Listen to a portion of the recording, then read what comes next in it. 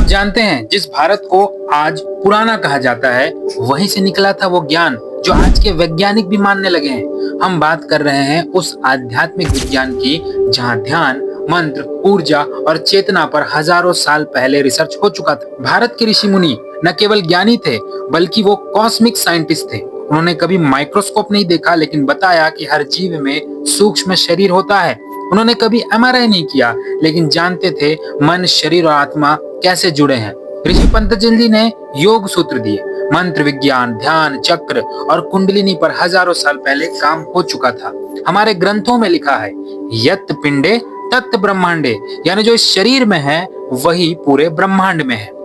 वैज्ञानिक बातें जो पहले से थी उस पे हम बात करते हैं। पहली बात, ओम की ध्वनि। नासा की एक रिपोर्ट कहती है कि ब्रह्मांड की साउंड वेव्स ओम जैसी लगती है और हमारे ऋषि हजारों साल पहले से इस ध्वनि का जाप करते आ रहे हैं। क्यों? क्योंकि वे ध्वनि ब्रह्मांड की ऊर्जा से सीधा कनेक्ट करती है। दूसरा, ध्यान और मेडिटेशन। आज वेस्टर्न साइकोलॉजिस्ट मेडिटेशन को स्ट्रेस रिलीफ टूल मानते हैं लेकिन हमारे ऋषि ध्यान को समाधि का द्वार मानते थे जहां इंसान खुद को नहीं परम को महसूस करता है। तीसरा, पंच तत्व सिद्धांत।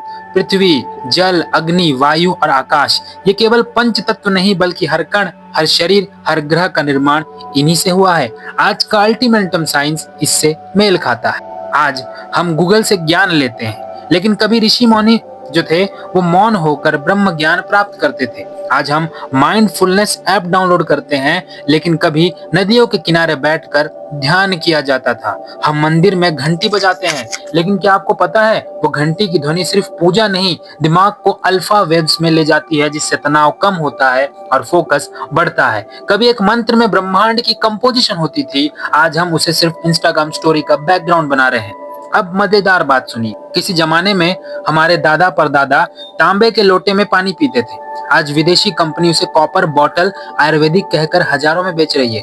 जिस हल्दी को हम रोज खाने में डालते थे आज उसी को वेस्ट कहता है नेचुरल एंटी कैंसर सुपरफूड। सवाल ये नहीं है कि हमारा ज्ञान पुराना है, सवाल ये है कि क्या हम उसे पहचान पा रहे हैं। तो अगली बार जब कोई कहे ये सब तो अंधविश्वास है तो उन्हें कहना भाई ये एंशिएंट इंडिया है, यहाँ जो ज्ञान था वो हजारों साल से आगे था।